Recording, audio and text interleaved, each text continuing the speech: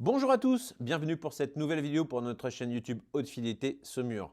Aujourd'hui, on va vous faire une vidéo pour expliquer un petit peu ce qu'est un ampli à tube. Alors je préviens, cette vidéo va être très simple, va expliquer les choses de manière très simple.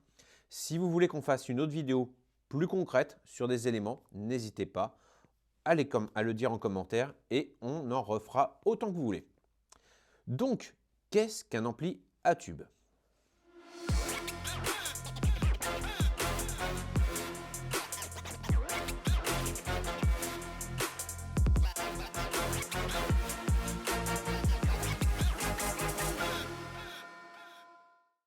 Donc il faut savoir, pour débuter, qu'avant, tous les amplis étaient à tube. Puis, à partir des années 70, on a vu les premiers amplis à transistor qui sont arrivés. Ce fut une révolution, un petit peu comme quand le CD est arrivé par rapport au vinyle. La révolution. Le transistor a énormément d'avantages. Il est plus petit, il chauffe moins, la durée de vie est vraiment pratiquement infinie, en tout cas beaucoup plus longue qu'un tube, sur lequel on y reviendra plus tard, il va falloir les changer de temps en temps. Le rapport signal sur bruit est meilleur, il n'y a pas besoin de transfo de sortie. Bref, c'est la Rolls. Donc pourquoi aujourd'hui on continue à fabriquer des amplis à tube? C'est la vraie question. Aujourd'hui, vous allez avoir plusieurs types d'amplis à tube. On va revenir sur les catégories de tubes. Mais il faut distinguer deux types de tubes.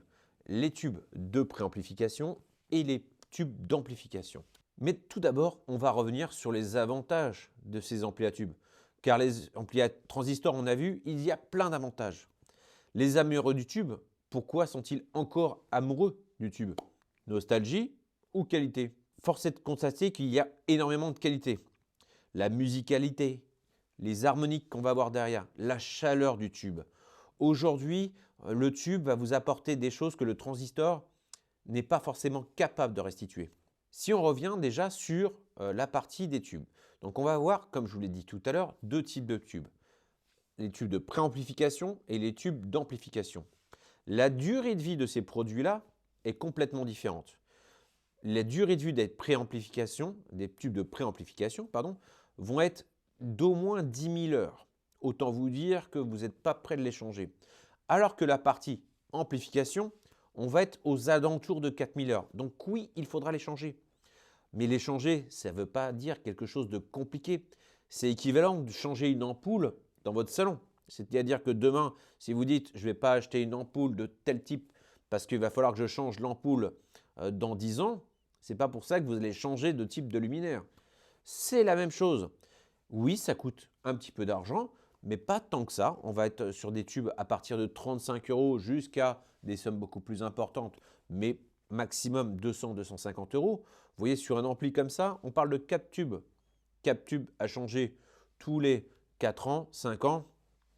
Ce n'est pas si excessif, surtout vu le prix des produits. Au niveau des tubes de puissance, vous allez avoir beaucoup de familles. On va commencer à les énumérer. On va avoir le L34 qui va être le tube le plus chaud, le moins puissant, mais celui qui va avoir le plus de rondeur. Alors le plus de rondeur, je sais que ce n'est pas facile à exprimer comme ça en vidéo, mais si vous pouvez l'écouter quelque part, vous allez comprendre. Après, on va retrouver le KT88 qui va être un tube dynamique avec plus de puissance. C'est-à-dire que si on va être sur un ampli en EL34, on va être à 25 watts.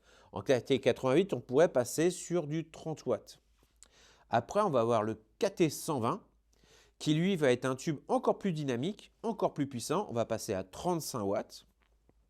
Après, on va avoir le KT170 qui va être le tube le plus dynamique. Là, on va passer de 55 watts. Donc, vous voyez, on est passé de 25 watts sur le même type de schéma en EL34 à 55 watts. Donc, on va être plus du double en puissance juste en modifiant les tubes. Le tube 170 est le tube apprécié par énormément de fabricants. Et après, on va avoir le 300B qui, lui, va être un tube un peu différent. On va passer penthode à triode. Et là, on va être sur une puissance qui est complètement différente. C'est-à-dire que ce produit-là, qui est à peu près de la même grosseur que le i70, qui fait 2 fois 55 watts en pure classe A. Celui-ci, on va être en 2 fois 10 watts. Donc généralement, avec du 300B, qui est le tube qu'on pourrait appeler la Rolls du tube, va devoir être branché sur des enceintes à haut rendement. Car sa puissance, 2 fois 10 watts, ou équivalent dans d'autres formats, il est donc évident qu'avec un tube en 300B, on ne pourra pas mettre une paire d'enceintes avec un rendement très faible. Donc favoriser des enceintes plutôt à haut rendement, au-delà, bien au-delà des 90 dB. Et dans ce cas-là, vous aurez des résultats qui seront très intéressants. J'espère que cette vidéo vous a plu. Elle est encore une fois très généraliste. Si vous voulez qu'on approfondisse tel ou tel sujet, nous pouvons le faire. Vous nous avez demandé de faire des vidéos très courtes, donc on va essayer. Si le format vous plaît, on va continuer. Sinon, n'hésitez pas.